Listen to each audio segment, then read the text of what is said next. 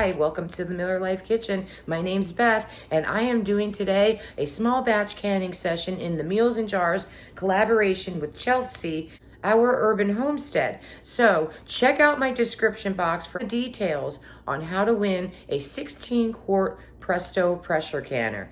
I am doing Swedish Meatballs. It's a small batch canning session, and I got a little meat out of my freezer to make room for canning season, and it's a win-win. So you can win, and you can also get some inspiration and ideas for meals in jars for your family. Let's do it. All right, so here we go with the recipe.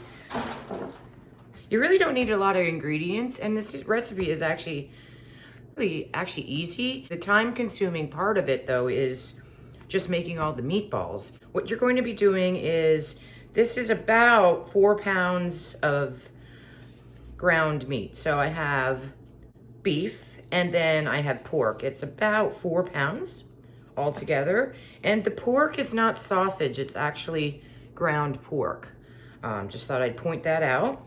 And this is about 3 cups of onions, 2 teaspoons of salt, and 1 teaspoon of pepper, half a teaspoon of nutmeg, and a half a teaspoon of allspice. This is what's going to give it that flavor that a Swedish meatball would have versus a regular meatball.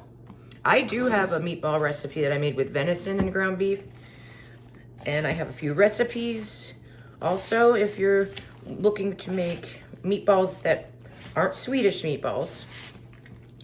But the biggest part of this is just making up all the meatballs. I am going to be using 1.5 pint jars. Once it's all mixed together, that's when you're gonna get your tray filled up. You want about a 1-inch meatball.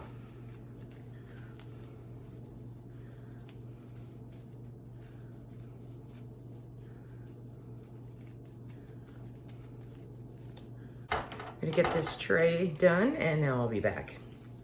All right, here is my pan. These are gonna reduce in size when they're baking. I just also wanted to make a side note. There is nothing in here that is unsafe for canning, such as eggs, breadcrumbs, anything like that. If you are worried that they are not going to hold together, if you watch my other meatball video, I used vegetable powder. So I took my dehydrated veg, ground it up, and used that for filler and something for binding.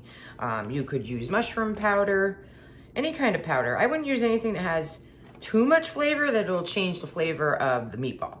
Okay, here are the meatballs out of the oven. They are not fully cooked by any means. I did 30 minutes at 375. All we need to do is get these meatballs in the jars with some beef broth. I'm putting 2 teaspoons of the Knorr beef bouillon in the bottom, and I have a kettle going, and that's how I'm doing my beef broth. With my meatballs, you want to carefully put them in here. You don't want to pack them too tight.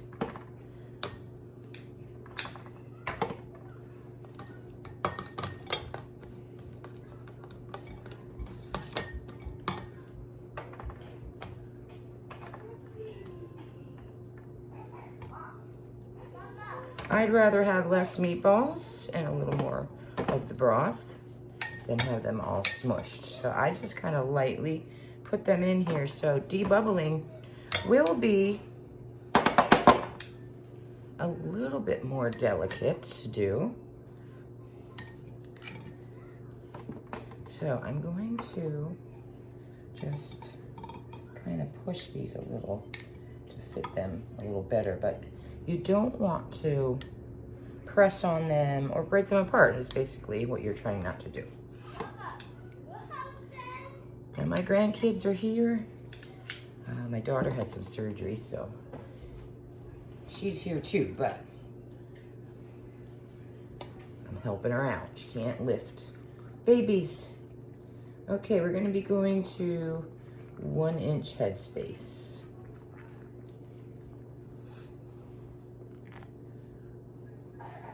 Put that there. Kettle down. Try your best to debubble without breaking up your meatballs.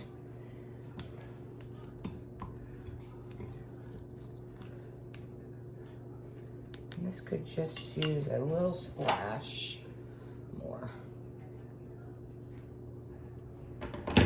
See, sometimes when you debubble, it does make more room for you. Oh, there went a ring, man down. Okay, I'm using vinegar just because of it fooling around more with these meatballs.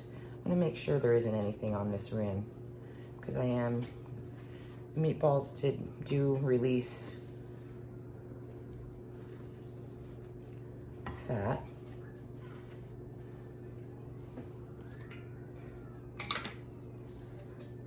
Put on my lid. I do have my canner on the stove. This is considered a hot pack recipe. So I have it at a low warm up to, you want to be around 180 degrees. I mean, I don't measure it or anything. I just do it at like a 3 on my stove, and it's getting ready while I'm getting all my jars going. So that's it. Into the canner. I ended up with 3.5 pint jars and 1 pint. Again, it was a small batch canning session, but also what I did is I actually put water in to fill the rest of the spaces, which I've done this on other videos, and I don't always put a lid on, but actually with all the stuff that you hear on the news lately, I've been hearing way too many things about water. I do have a bunch that are already stored with lids, and they were canned. But why not fill my empty space with water? You need a lot of water per person when you become a crisis. I mean, canning is excellent in preserving your foods, but if you don't have water, you will perish quicker from not having water than food. So just food for thought, no pun intended, but I am actually lidding these and pressure canning them. All right, I vented my canner for 10 minutes. Now I'm going to put on my weight, which is a 10-pound weight, and we're gonna wait for my pressure to come up to 10 pounds. I'm gonna be processing at 90 minutes because I do have 1.5 pint jars in here, and then we will wait for the pressure to come back down to 0 before you can open the lid. Once the lid can be opened, I always take my lid off, let it sit maybe another 10-15 minutes for acclimation of jars so you don't have thermal shock and siphoning, and then I will get them out.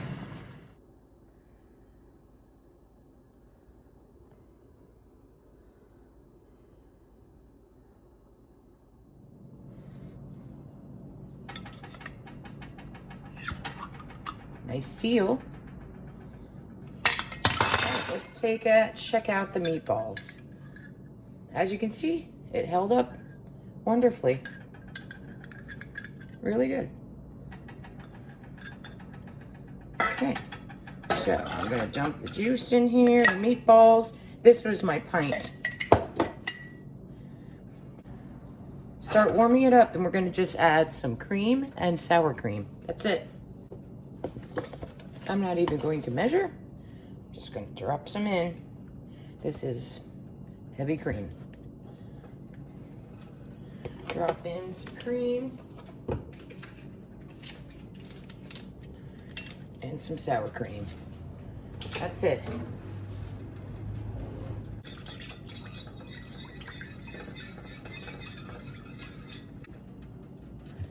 Did put a little bit of my Wonder in here while it's cold. And that's it. Just waiting now for it to thicken up a little bit.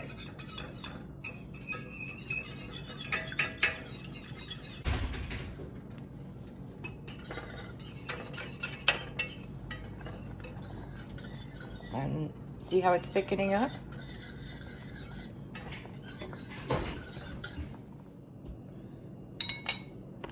And a little idea is you could put this over egg noodles, mashed potatoes. I like to do stuff like this in the summertime over my spiralized zucchini. Or you know what? These are great to throw in a crock pot, thicken it up, throw it in a crock pot, and it is a great appetizer. You don't even have to have anything with it. That's how I'm doing it.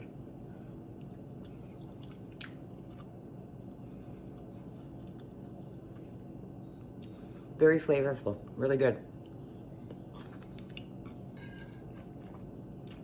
These meatballs are very, very moist too. They're awesome. I love that there was no filler.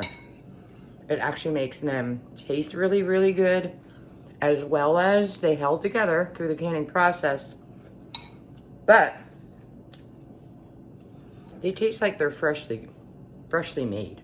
They taste like they were just made fresh, not canned. Really good and moist, really, really, really moist. This is an amazing recipe. Give it a try.